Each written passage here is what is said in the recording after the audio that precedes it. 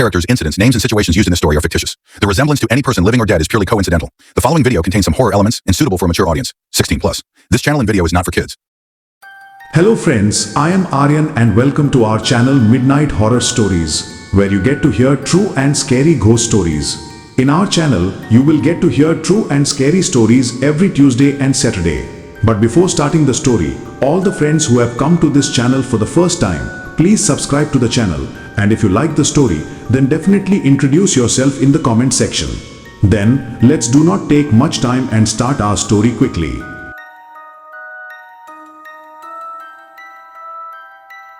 I am here once again with a very terrible story for you. Friends, I will not call today's story a story, but someone else's pain. A pain that cannot be called for the rest of your life. The person we love the most, the person who is closest to us, if he is not with us today, then it is very difficult to describe that pain. So today's incident has been sent with us by a girl from Kolkata. That girl is still very scared, and for some reason she feels a fear hovering around her every moment. But what is behind all this and what is not, we are going to know in today's story. So let's start the story now. Anjana Lahiri was a newcomer to the M13 apartment in a building in Mukherjee Pada, Kolkata. She was having a happy party to shift to the new house with her friends Sandhya, Shubham and Aman. Shubham looked at the time on his watch and said, "Oh no, Anjana man, it is 2 o'clock in the night. I think we should move on now. If you did not wake up in the morning and reach the office late, you know how many taunts that bald Ganju gives." That's when everyone looks at the clock on the wall together and says together. Anjana says, "Yes man, do one thing, you guys get out. I'm on leave tomorrow anyway. I'll be back in 2 or 3 days. Sandhya also says, "Yes man, you guys will be late.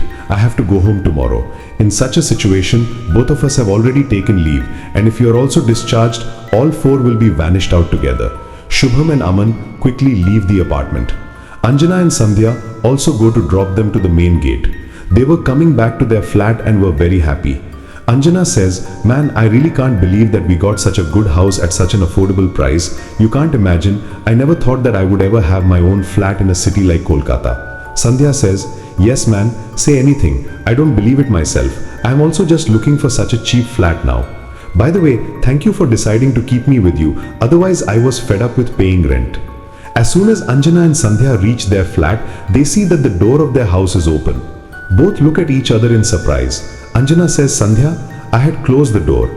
Sandhya says, "Yes, I also remember very well. We closed the door and went downstairs." There was tension on Anjana's face. She says, "Did someone follow us into the house?" Sandhya glances to the right and left.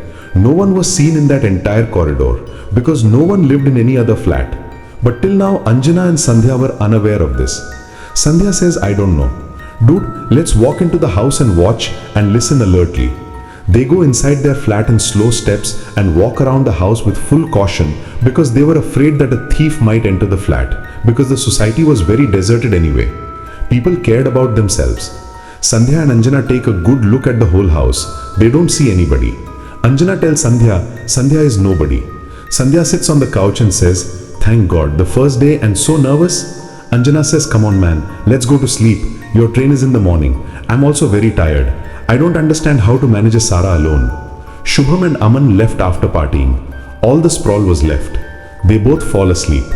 The next morning at 6 p.m. was the evening train. When she wakes up in the morning, she sees that all the scattered belongings in the house are confined. Everything is in its place. There is no dirt in the house. She's quite surprised and says to herself, "Oh wow, Anjana made the house shine overnight. Very good." Sandhya thinks that once she picks up Anjana and tells her that she's leaving, but then she thinks that maybe she must have cleaned up all night, so she must have been tired. It's not okay to disturb her sleep. Sandhya quietly leaves for her train.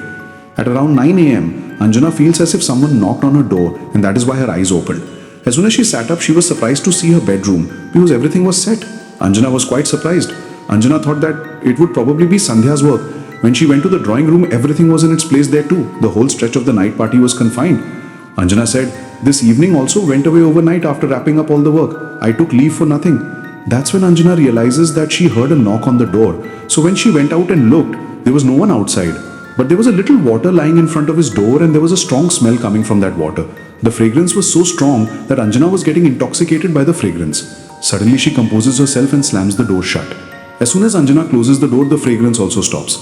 Anjana wonders to herself what was lying outside the door. As soon as Anjana opens the door to see again, she finds that the ground is now dry. There is not a drop of water there. Seeing this, Anjana is completely surprised. She comes back to the house. Suddenly a voice comes in his ears. You have to end your life, and only then you will get salvation. Anjana is startled to hear this sound and looks around. The sound came from his flat, but he doesn't know where. She says softly, Who is here? Who are you? How did you get into my house?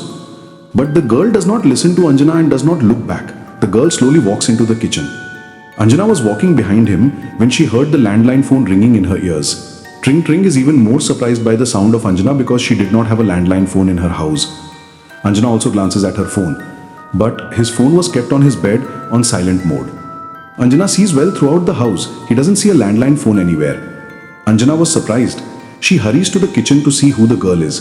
But as soon as she went to the kitchen, there was no girl there. Anjana could smell desi ghee from her kitchen. Now Anjana's surprise was not overstated. She says to herself, This is the fragrance of ghee, but I did not bring ghee to my house. Anjana would have understood something. Even before that, the sound of the temple bell starts ringing in his ears. Anjana was going crazy now. She starts screaming, Who's here? Who's in my house? She was about to leave the house, but the people of the house were well engaged. He could not understand how anyone entered the house, nor did he understand where and why the sound was coming from. Anjana was standing nervously clinging to a wall when Anjana heard a voice from the same wall. Very soon you too will attain salvation. You have to come with us too. And then Anjana gets a loud push from the wall and falls on the couch. As soon as Anjana turns around, she sees blood-stained handprints on the wall. The blood stain was fresh. Blood was flowing on the wall, seeing which she screams and nervously covers her eyes with her hands. Anjana was shaking badly. Then Anjana's voice comes to her ears. What happened to Anjana? Why are you nervous? Anjana feels as if Sandhya has returned, so she quickly removes her hand. But she sees that there is no Sandhya, but the layout of the whole house has changed. There was not a single item in the flat that belonged to Anjana. Everything had changed and looked old. The sofas were old-fashioned. There were many paintings on the walls. The whole house was dark. Only the light of the lamp was illuminated in the house.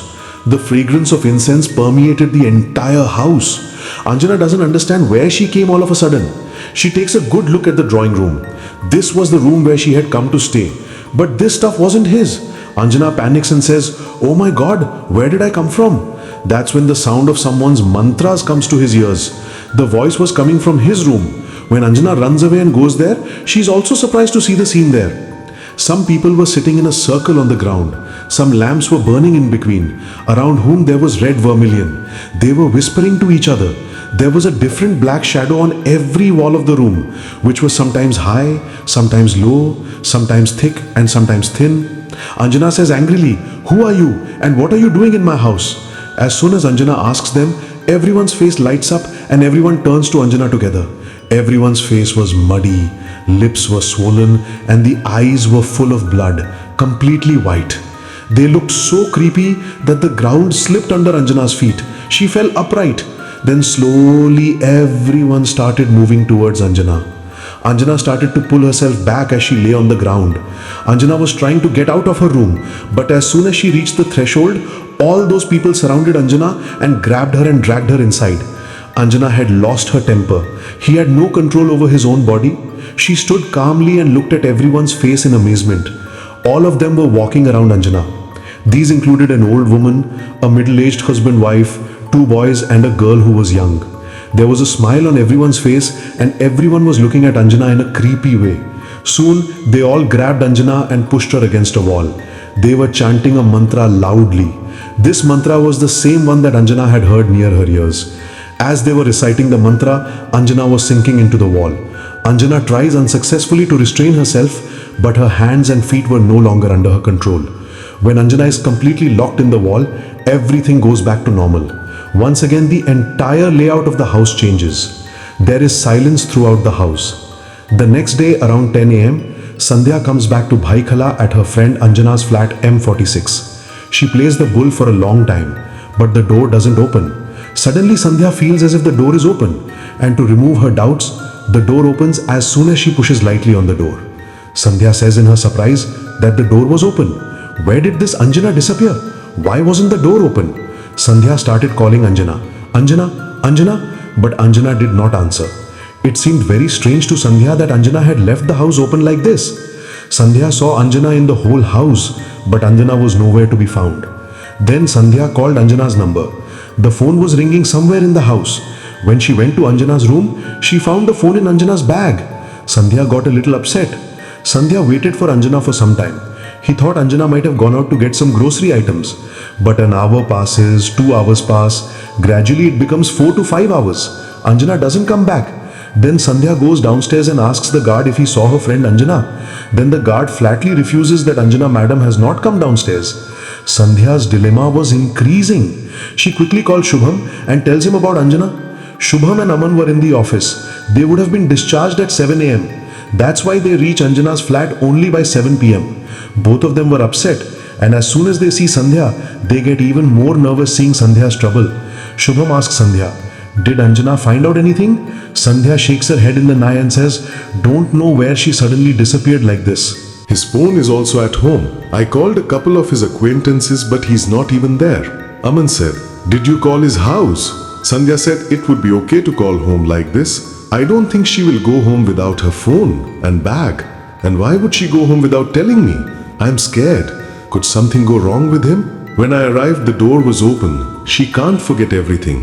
Shubham says, "Okay, let's go to the police station and call Anjana's house too. We can't take risks."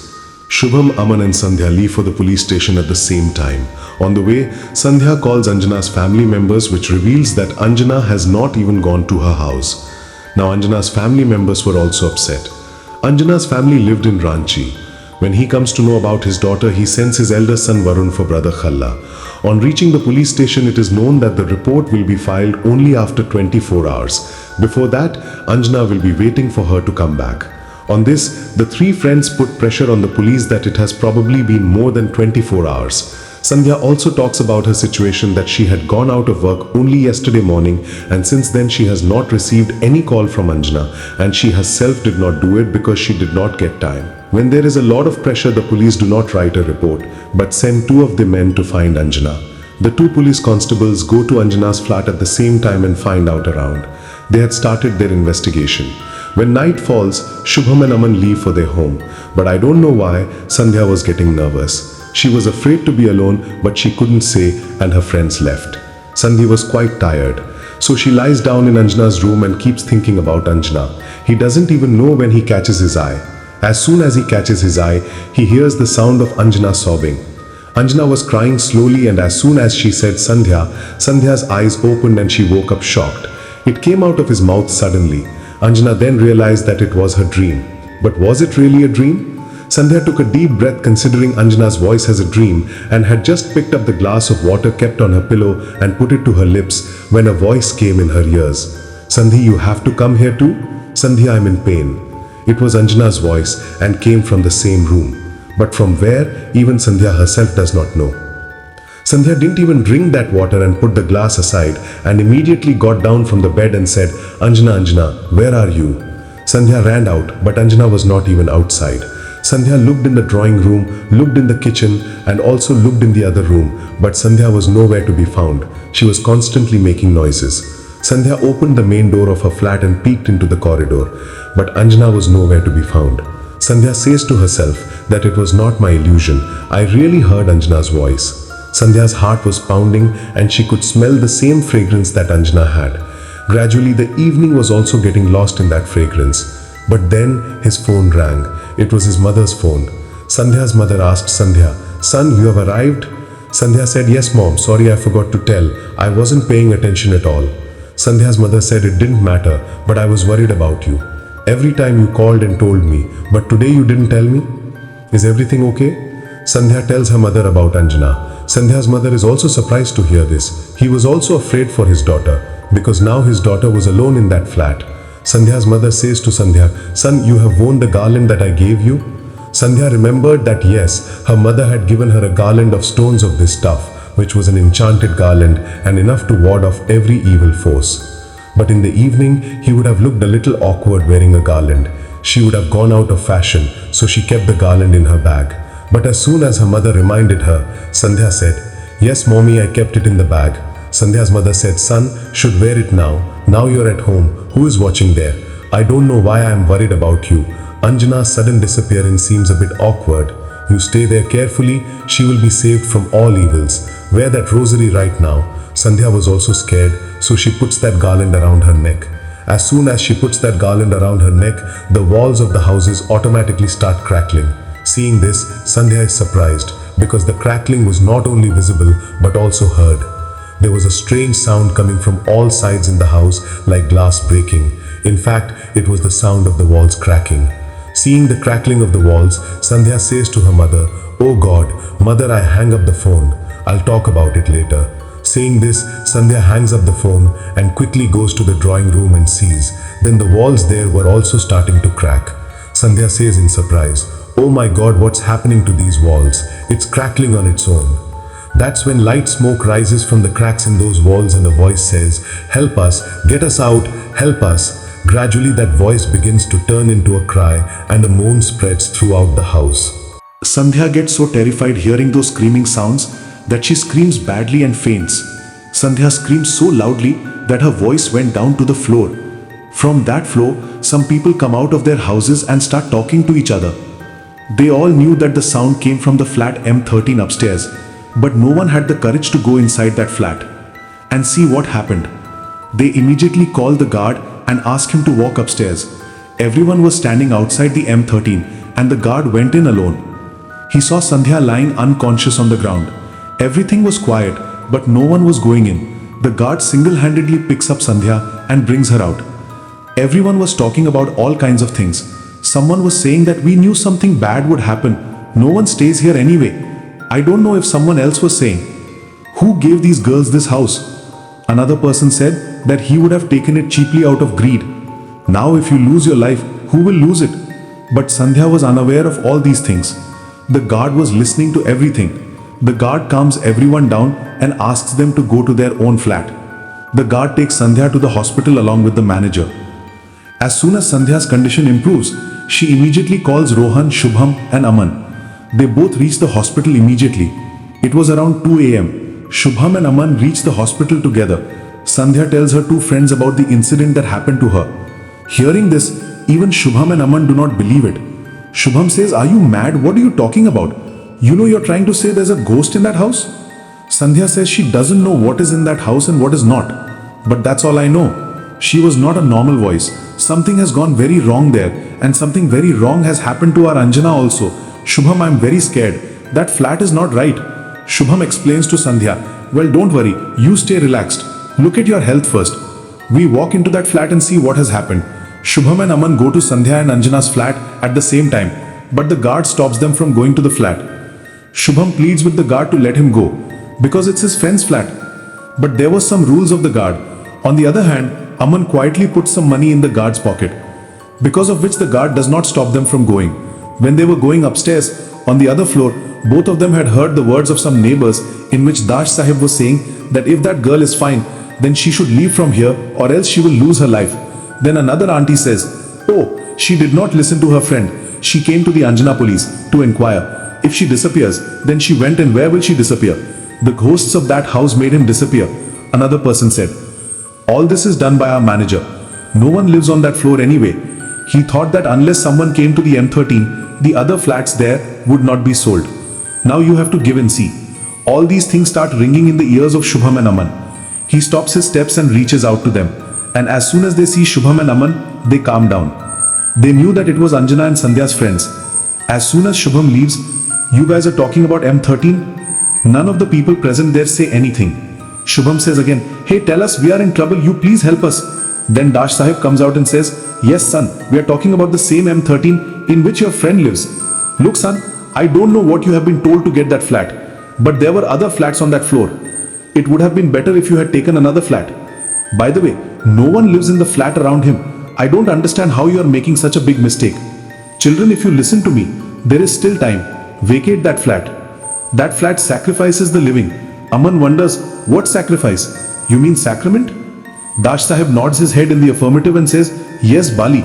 About 8 years ago, Sujoy Das family lived here. The building wasn't that big.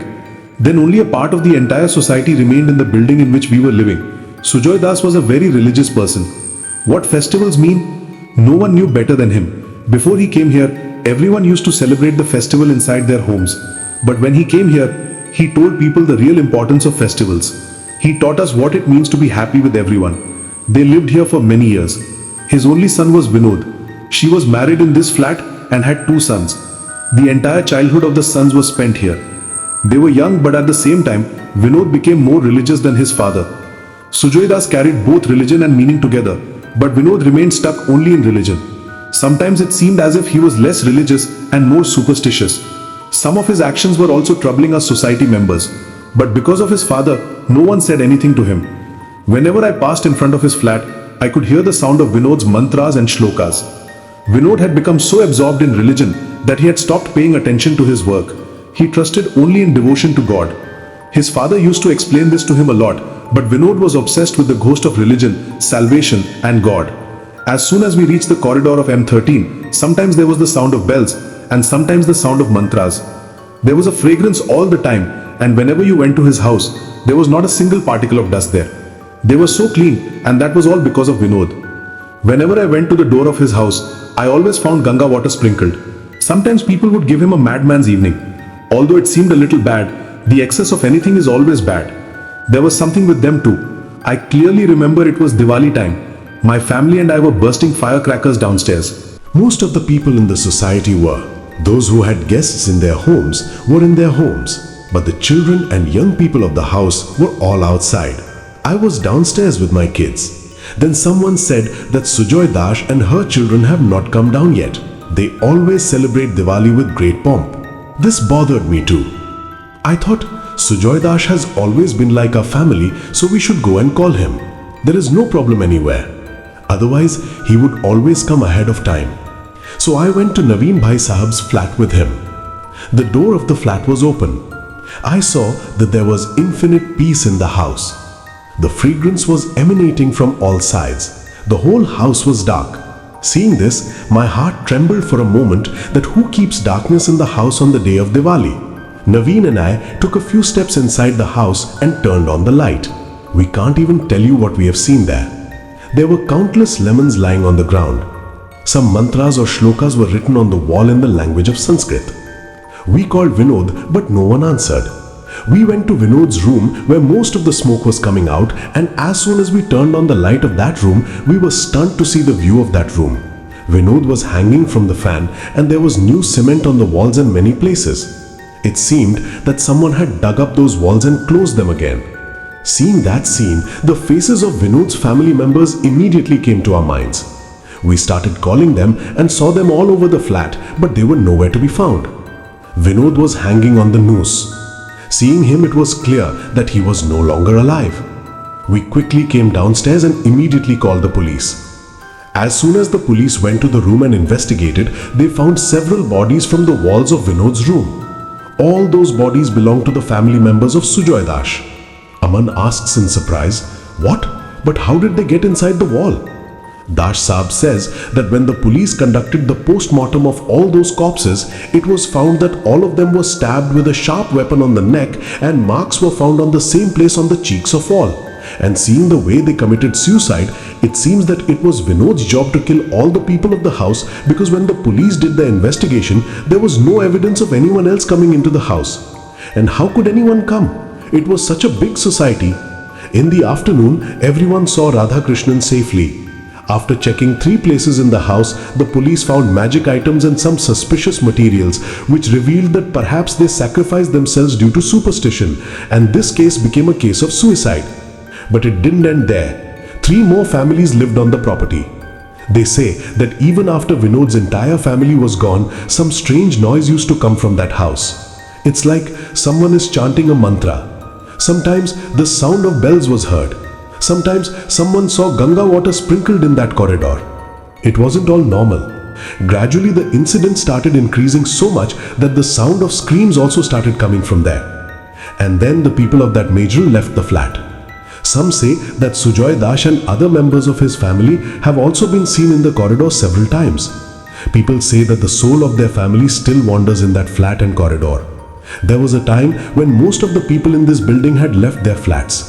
Among them, we are just a few 4 families who are still living here. After that, the builder built other buildings nearby, but this building is still the same today.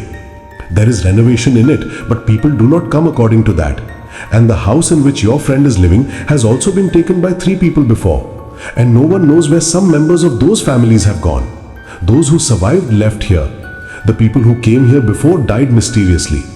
All were found dead on their beds. Since then, no one has taken this flat and no other flat in that building. Shubham says, well, now I understand what was the secret behind this flat, being so cheap. But this is wrong. The manager knows everything about it, doesn't he? Dash Saab says, yes. The previous manager knew everything and this is his son. It also knows most of everything. However, they say greed is a bad thing.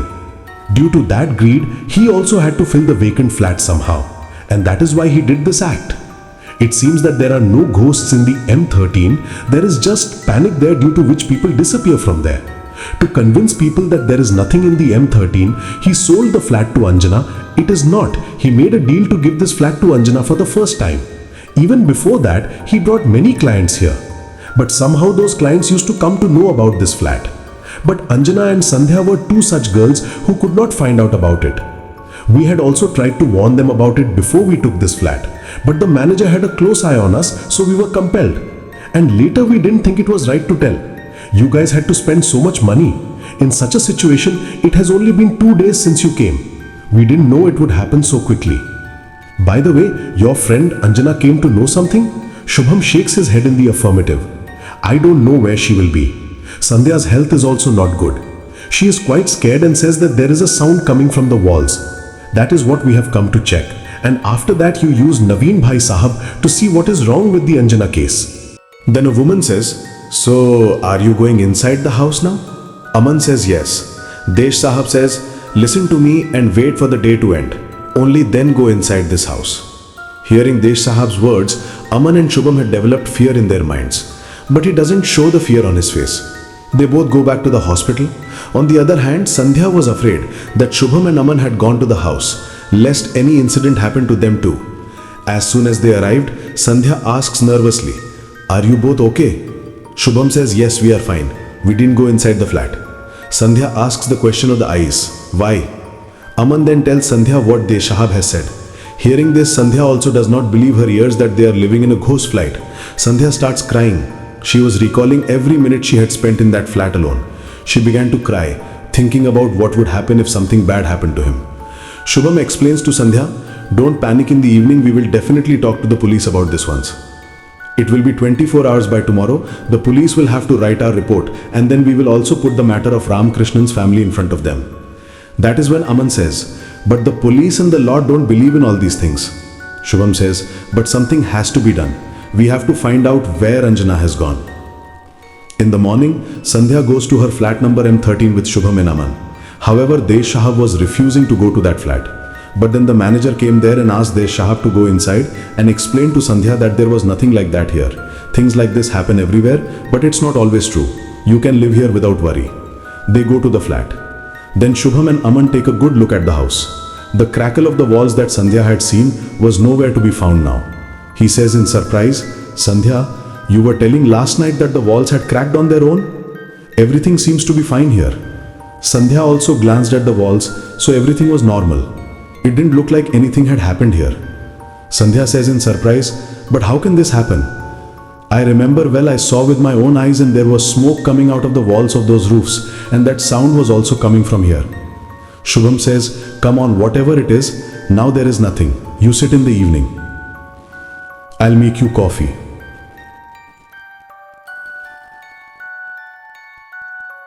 Shubham goes to the kitchen to make coffee for everyone, then his eyes fall on a glass jar. At first glance it seems to him that the jar is full of jam, but his complexion was a little darker. I don't know why, a doubt arose in Shubham's mind.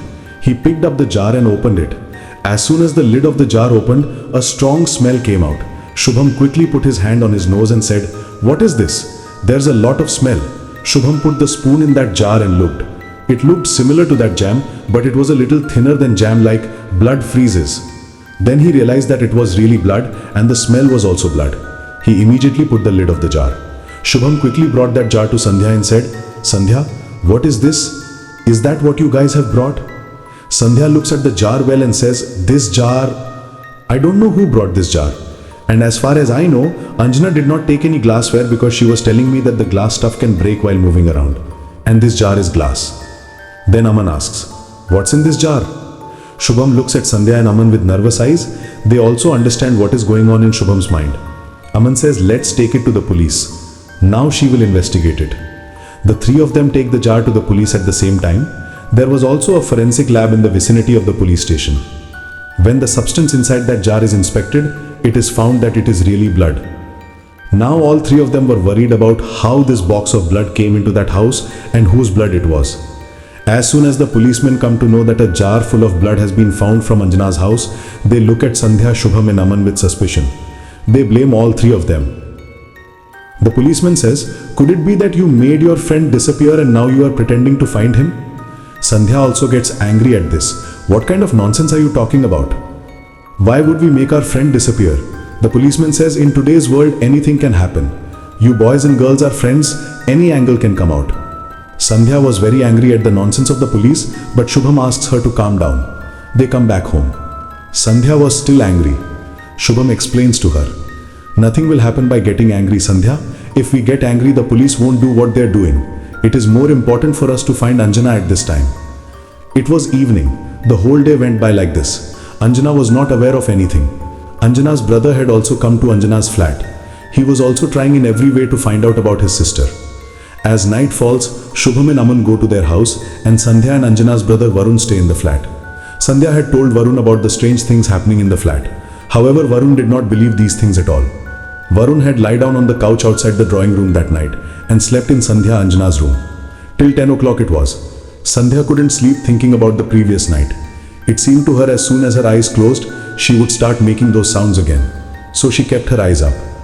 As the night began to deepen, the fragrance once again spread throughout the house. The sound of bells started coming, and this time the sound started to be heard not by Sandhya, but by Varun. Meanwhile, he also heard his sister's voice. Brother, please save me. Brother, I am suffocating. As soon as he heard this voice, Varun got up in a hurry. He looked around him. There was smoke all around. But his sister was nowhere to be seen. Varun shouted, Anjana, Anjana, where are you? But Anjana did not answer. But Sandhya came out of the room and said, Brother, what happened?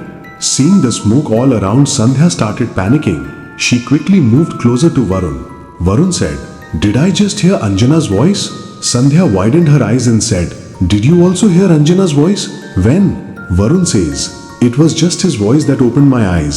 Sandhya says, But I didn't hear any sound. Varun says, But I'm telling the truth, Sandhya. Maybe you are right. Some ghosts in this house. Sandhya says, What, brother? You didn't believe me, did you? I am telling the truth. Why would we lie? What was that blood-filled jar doing in our house? The two of them were talking to each other when the mantra of salvation started echoing in their ears, which Anjana had heard. Gradually, all the walls began to crack, and there is a sound of crying from them. This time, the crying was not only Anjana's voice, but also of some other people. It seemed that there were more than 3 or 4 people in that house, and they were all crying. The sound of the bell was getting louder. Sandhya said to Varun, Brother, hurry out. I am very scared. Varun nods in the affirmative and goes out. When the heavy sofa automatically goes to the main door of the house. Seeing this, Varun's eyes remain torn. Sandhya also looks at Varun in surprise. The voice of salvation was slowly increasing. It seemed as if so many people were reciting that mantra together. Varun was trying to remove the sofa, and Sandhya was also helping him. But the sofa was quite heavy. Somehow, just as he was about to remove the sofa, a sound came in his ears. No one can leave here. Everybody has to go with us. This house is ours, and we will give you salvation. It was a strange voice. As soon as Sandhya and Varun looked around, there was a broken wall in front of them. And from inside the wall, an old man whose face looked quite disgusting, staring at Sandhya and Varun. Varun and Sandhya's breath was stuck in their throats. The hands and feet had stopped working. The old man was none other than Radha Krishnan. He slowly began to come out of the wall and move towards Sandhya.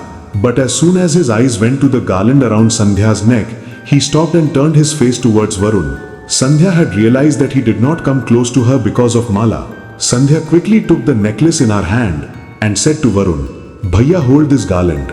Varun immediately grabbed the garland and a bright light spread all around. The darkness of the room began to dissipate. Sujoy Dash's soul began to writhe strangely and began to go back to the wall. Gradually the smoke in the room also subsided and that fragrance also disappeared. As soon as everything started to end, Varun hurriedly removed the sofa and the two of them ran out. They hurried downstairs and told the guard everything. Sandhya had called Shubham and Aman by phone. Now he couldn't stay in the flat even for a minute. At the same time the police also came, and when they heard Varun's statement, they had to believe the words of Sandhya and her friends. Because Varun was Anjana's brother, he couldn't lie. At the moment, the hands of the police were completely empty. They could not find any evidence for Anjana. So somewhere they had to listen to Varun and Sandhya. The policeman said, "Now you tell me what we should do. If your sister, Anjana, has disappeared due to some tantra mantra, then the police cannot do anything about it. The police needs solid evidence, which neither we nor you have. Even if there is a game of souls or ghosts, we do not catch souls or ghosts." Varun says, "I know sir, you are fine in your place, but I can't sit idle. I have to do something." Varun calls his parents at the same time and tells them the whole thing and asks them to bring his personal Guruji Kaushik with him. Here Varun and Sandhya no longer go to that flat, but stay at Dash Sahab's house. The next day Anjana's parents bring Kaushik ji. As soon as Kaushik ji goes to the M13 flat, he senses the negative forces. They start hearing the voice that Sandhya and Varun heard. They also see the cracked walls that appeared on Sandhya. But to someone else, everything seems normal. Sandhya says nervously to Kaushik ji, "Guruji, those voices are very scary. My heart beats loudly just by hearing those voices. And those voices come from these walls." Guruji takes out the consecrated turmeric from his bag and prepares a paste of it. He then applies the coating to the wall in place. Gradually some part of the wall began to turn red on its own. Everyone was surprised to see this. Guruji says, "Get this red part excavated." However, the manager does not allow this. But after all this, the manager has to bow down. When all the people of the society come together and speak on the head of the manager has to dig those walls. When excavating, not one, but 12 skeletons come out of the walls. Seeing those skeletons, everyone was lost in whistle. Only one body comes out, which was that of Anjana. Her body had slowly begun to decompose, but from the clothes, she was identified that it was Anjana. Seeing Anjana, her parents and her friend were in a bad state. No one could believe what had happened to Anjana and how she got behind this wall. But everyone was surprised to see those 12 skeletons. At the moment, it was now known where the people who had disappeared from the last few families had suddenly gone. They were imprisoned in these very walls and not anywhere else. All those 12 skeletons are sent to the forensic lab under the supervision of the police. As soon as the walls were excavated, many types of different insects started coming out of the walls, which was not a common thing. After finishing all the work, all the people went to their homes. After all this in M13, the manager has to give Sandhya another flat in this building in which Anjana's family also stays. They wanted to close Anjana's matter completely. On the night of the excavation, everyone was in their own flats. But those who were on the floor below were hearing loud screaming that night, and that had not happened until now. He could hear crying, screaming and speaking only when he went to the floor of the M13, but now there was a sound from the bottom. Guruji had also heard those voices. He heard those voices and said, "Those souls, those spirits are now irritated by us because we broke down their walls." Whom she hunted and wanted to take with her to salvation, that bond is now broken. He is preparing to destroy. We have to do something. The next morning when Kaushik ji goes to that flat, he finds that flat very old. All the belongings were scattered. Everything was in ruins. It was all the work of Vinod and his family. Kaushik ji lays out an easy one of his at that place and performs his tantric discourse in which he talks to the spirits of Vinod and his family, and then Kaushik ji comes to know why those souls are doing this, because those souls have died prematurely. That is why she is suffering, and in order to end her yearning, they are making people their victims.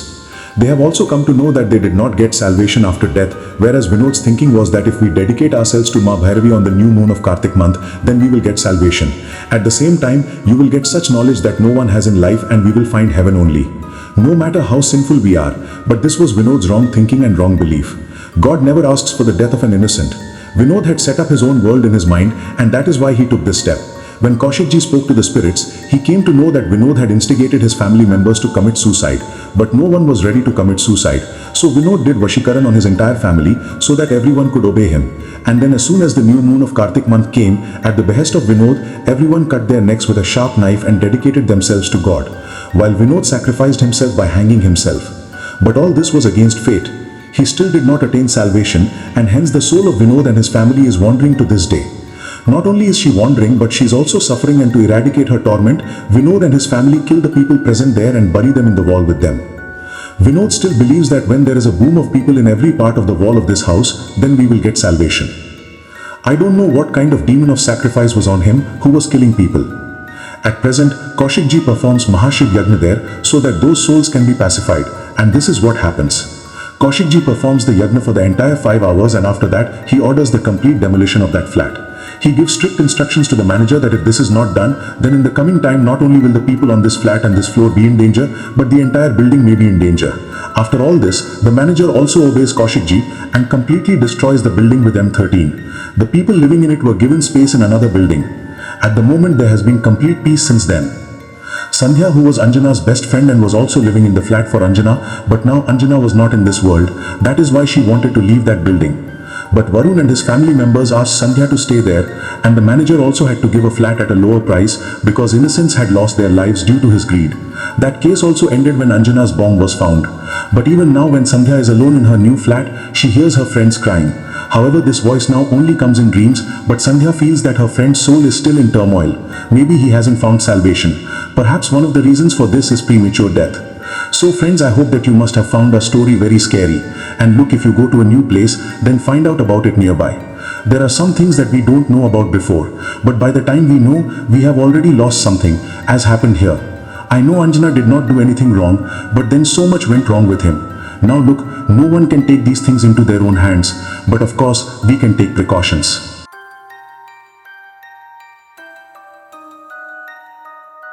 So friends, this was our story today. How did you like the story? Please do tell me by commenting in the comment box. And also, those who haven't subscribed to the channel yet, please subscribe to the channel. Take care of yourself and your family. I will meet you soon with a new story. Thank you.